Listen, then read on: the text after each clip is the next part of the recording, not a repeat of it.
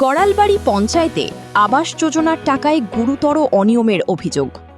জলপাইগুড়ির গড়ালবাড়ির গ্রাম পঞ্চায়েতে বাসিন্দাদের জব কার্ড নম্বর ব্যবহার করে অন্য গ্রাম পঞ্চায়েতের বাসিন্দাদের নামে আবাসের টাকা বরাদ্দ হয়েছে বলে অভিযোগ।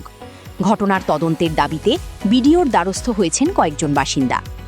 নতুন করে আবাস যোজনার সমীক্ষা শুরু হতেই সামনে এসেছে চাঞ্চল্যকর অভিযোগ। বিজেপির দাবি, গড়ালবাড়ি গ্রাম পঞ্চায়েতের বহু বাসিন্দার জব কার্ড নম্বর ব্যবহার করে জেলার অন্য গ্রাম পঞ্চায়েতের বাসিন্দাদের নামে আবাসের টাকা বরাদ্দ করা হয়েছে। আসলাম এখানে সার্ভে যে আমাদের লিস্টে ছিল এর ফল পাইনি।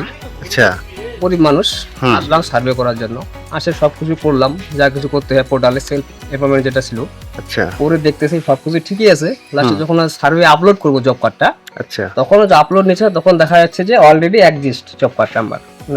জব কার্ড নাম্বার আইডি দিয়ে দিয়েছে এখানে, নিচ্ছে না, মনে হচ্ছে যে আগে কোনো ঘর হয়ে গেছে আর কি। আচ্ছা, এই জব কার্ডে সমস্যা এরকম, কিন্তু এখন ঘর পায়নি। এটা কি কোনো দুর্নীতি বলে মনে হয়? সম্ভবত হতে পারে। একদম এরকম তো গড়ালবাড়িতে অনেক বের হলো। হ্যাঁ, অনেক আছে। আমার এই করছি আমাদের বুধে এখানে 181 নম্বর বুধে আমার কাছে আছে 5টা মতো কেস আছে। 5টার মতো আছে। আচ্ছা, এটা কোন অঞ্চল? এটা হচ্ছে গড়ালবাড়ি অঞ্চল। আচ্ছা, 17টি বুথের প্রতিটিতে অন্তত 20 জন করে এমন অভিযোগকারী রয়েছেন বলে দাবি।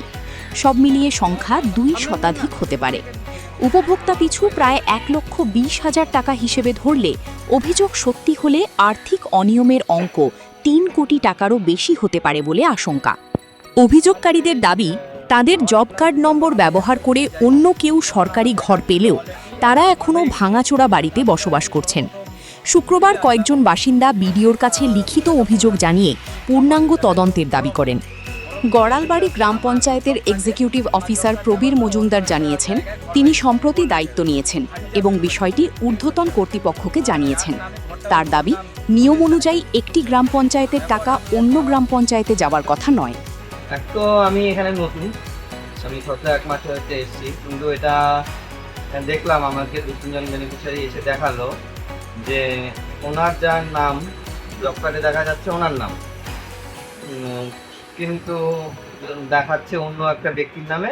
উনি যাই হোক ব্লক থেকে মনে হয় সমস্ত নিয়ে এসছে। এবার এটা তো আমাদের জিপি থেকে কখনো কোনোভাবেই সম্ভব হয় না। আমি যতটুকু জানি যে এই জিপি কার্ডে পাশে জিপি কি করে নামটা হয়, এই জব কার্ডের ব্যাপারে এটা আমার মনে হয় আমার ঠিক অতটা নলেজ নেই আর জানাও নেই। যাই হোক, আমি এটুকু মানে ওনাদের সাথে কথা বলার পরেই আমি দুজন কর্তৃপক্ষের ব্যাপারটা জানাই। এখন প্রশ্ন, জব কার্ডের তথ্য অন্যত্র কিভাবে ব্যবহার হলো? এর পিছনে কি শুধুই স্থানীয় স্তরের কারচুপি, নাকি রয়েছে আরও বড় কোনো চক্র? তদন্তেই মিলবে উত্তর।